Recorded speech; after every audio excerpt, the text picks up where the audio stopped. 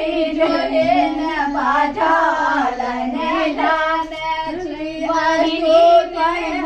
હાસ્ય સંગી લાગૈયા પરમ પાર તાન છીનૈની કે હાસ્ય સંગી લાગૈયા પરમ પાર પાવન પૂજલની સોહર बनल छी गाई छी सासुर के बाट संगे लागैया अपरम।